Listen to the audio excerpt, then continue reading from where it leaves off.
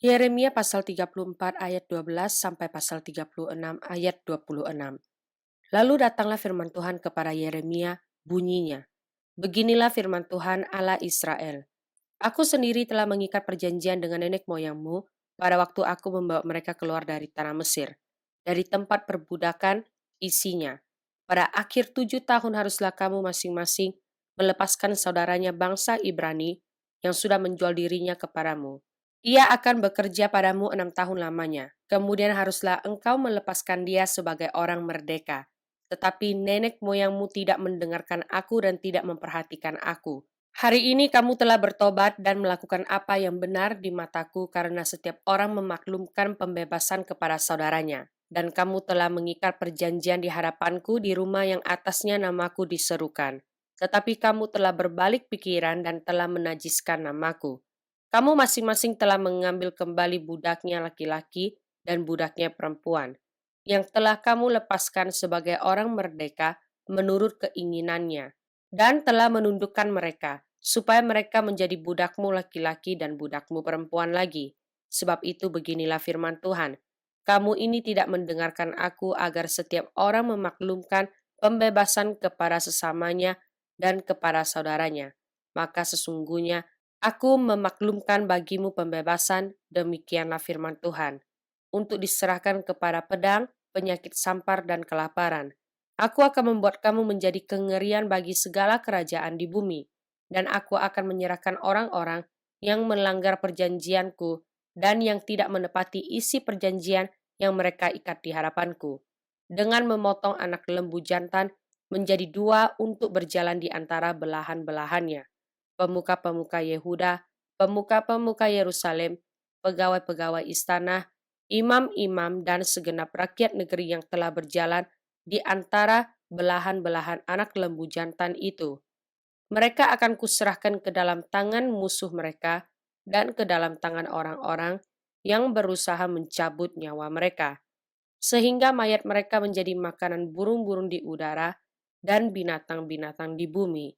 Juga Zedekia Raja Yehuda beserta para pemukanya akan kuserahkan ke dalam tangan musuh mereka dan ke dalam tangan orang-orang yang berusaha mencabut nyawa mereka dan ke dalam tangan tentara Raja Babel yang sekarang telah berangkat daripada kamu. Sesungguhnya demikianlah firman Tuhan, aku memberi perintah dan membawa mereka kembali ke kota ini untuk memeranginya, merebutnya dan menghanguskannya dengan api. Aku akan membuat kota-kota Yehuda menjadi ketandusan tanpa penduduk. Firman yang datang dari Tuhan kepada Yeremia di zaman Yoyakim bin Yosia Raja Yehuda. Bunyinya, "Pergilah kepada kaum orang Rekab, bicaralah dengan mereka dan bawalah mereka ke rumah Tuhan, ke dalam salah satu kamar, kemudian berilah mereka minum anggur. Maka aku menjemput Yaazanya bin Yeremia bin Habazinya beserta saudara-saudaranya dan semua anaknya. Pendeknya segenap kaum orang Rekab. Aku membawa mereka ke rumah Tuhan, ke dalam kamar anak-anak Hanan bin Yigdalia, abdi Allah. Itulah kamar yang di sebelah kamar para pembesar, di atas kamar Maasea bin Salum, penjaga pintu. Di depan anggota-anggota kaum orang Rekab itu aku meletakkan piala-piala penuh anggur dan cawan-cawan. Lalu aku berkata kepada mereka, silakan minum anggur.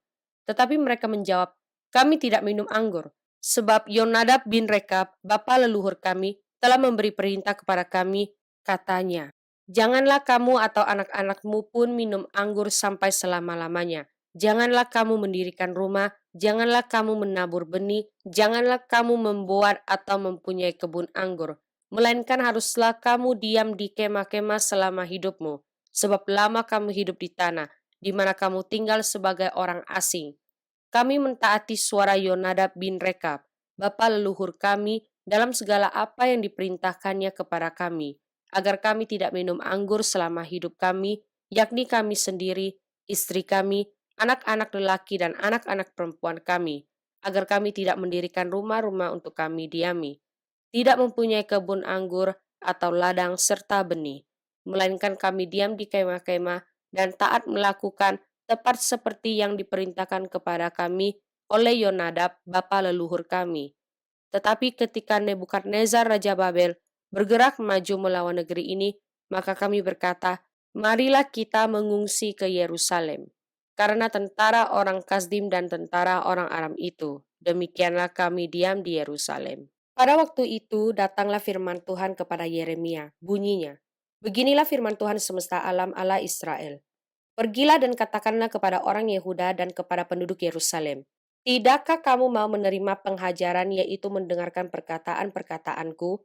Memang perintah Yonadab bin Rekab itu masih ditepati. Ia telah memerintahkan kepada keturunannya supaya mereka jangan minum anggur, dan sampai sekarang ini mereka tidak meminumnya, sebab mereka mendengarkan perintah bapa leluhur mereka. Aku sendiri telah berbicara kepada kamu terus-menerus, tetapi kamu tidak mendengarkan aku. Aku telah mengutus kepadamu segala hambaku, yakni para nabi, terus-menerus mengatakan, kembalilah kamu masing-masing dari tingkah langkahmu yang jahat itu. Perbaikilah perbuatanmu. Janganlah mengikuti Allah lain untuk beribadah kepada mereka. Maka kamu akan tetap diam di tanah yang telah kuberikan kepadamu dan kepada nenek moyangmu. Tetapi kamu tidak mau memperhatikannya dan kamu tidak mau mendengarkan aku. Sungguh keturunan Yonadab bin Rekab menepati perintah yang diberikan bapa leluhurnya kepada mereka. Tetapi bangsa ini tidak mau mendengarkan aku. Sebab itu beginilah firman Tuhan, Allah semesta alam, Allah Israel. Sesungguhnya aku mendatangkan kepada Yehuda dan kepada segenap penduduk Yerusalem segala malapetaka yang kuancamkan atas mereka, karena aku telah berbicara kepada mereka, tetapi mereka tidak mau mendengarkan. Dan aku telah berseru kepada mereka, tetapi mereka tidak mau menjawab. Tetapi berkatalah Yeremia kepada kaum orang Rekab, beginilah firman Tuhan semesta alam Allah Israel. Oleh karena kamu telah mendengarkan perintah Yonadab bapa leluhurmu, telah berpegang pada segala perintahnya dan telah melakukan tepat seperti yang diperintahkannya kepadamu. Maka beginilah firman Tuhan semesta alam Allah Israel. Keturunan Yonadab bin Rekab takkan terputus melayani aku sepanjang masa.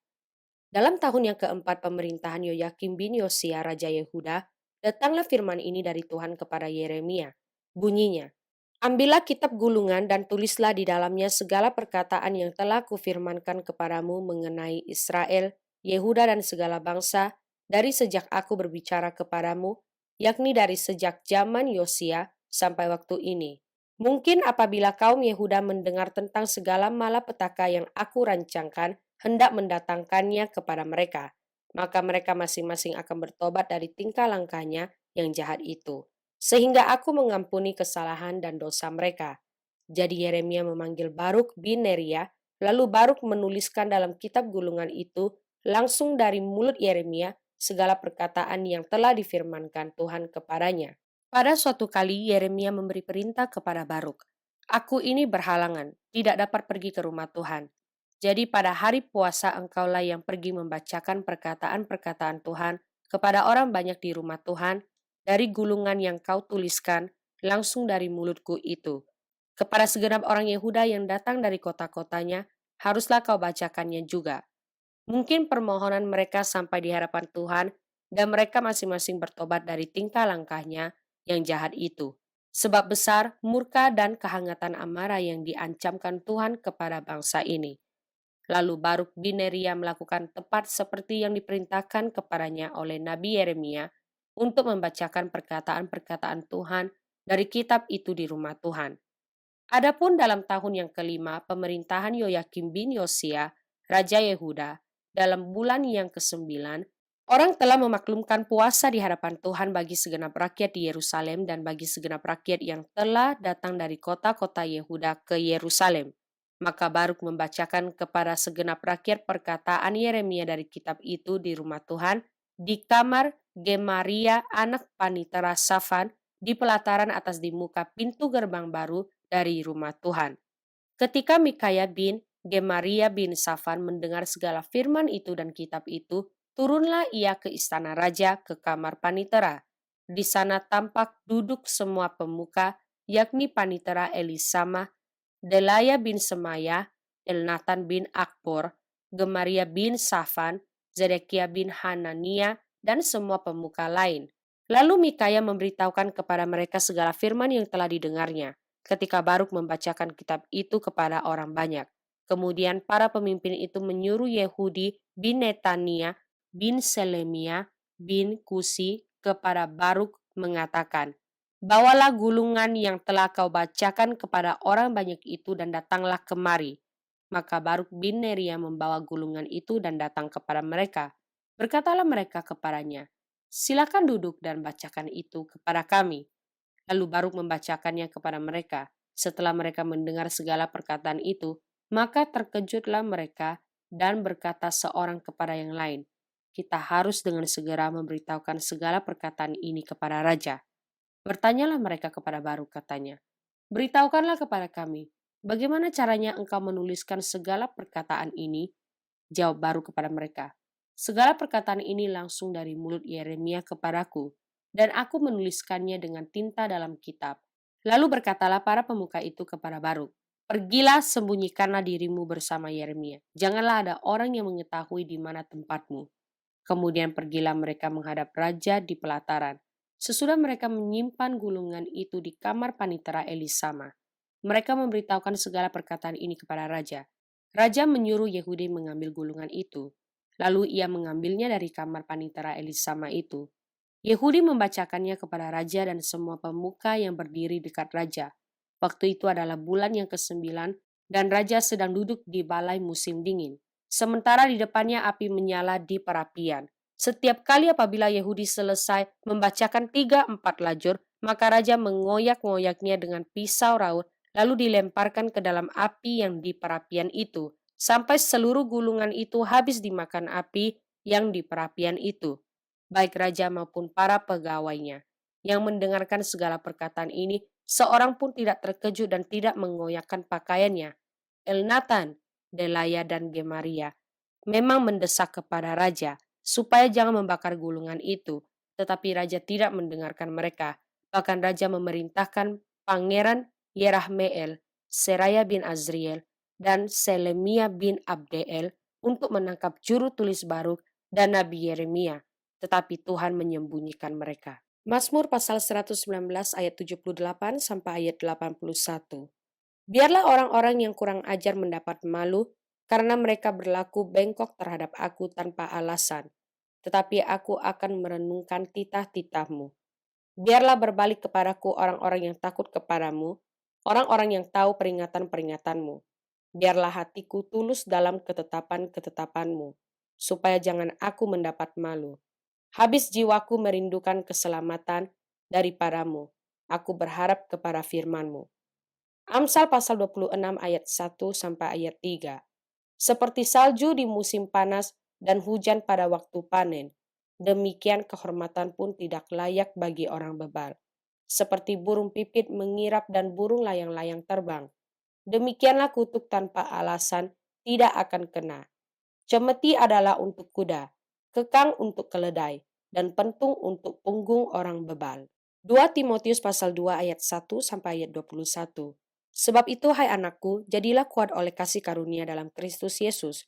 Apa yang telah engkau dengar daripadaku di depan banyak saksi, percayakanlah itu kepada orang-orang yang dapat dipercayai, yang juga cakap mengajar orang lain. Ikutlah menderita sebagai seorang prajurit yang baik dari Kristus Yesus, seorang prajurit yang sedang berjuang, tidak memusingkan dirinya dengan soal-soal penghidupannya, supaya dengan demikian ia berkenan kepada komandannya. Seorang olahragawan hanya dapat memperoleh mahkota sebagai juara apabila ia bertanding menurut peraturan-peraturan olahraga. Seorang petani yang bekerja keras haruslah yang pertama menikmati hasil usahanya.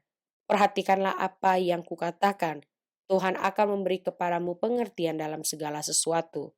Ingatlah ini, Yesus Kristus yang telah bangkit dari antara orang mati, yang telah dilahirkan sebagai keturunan Daud. Itulah yang kuberitakan dalam Injilku. Karena pemberitaan Injil inilah aku menderita. Malah dibelenggu seperti seorang penjahat, tetapi firman Allah tidak terbelenggu.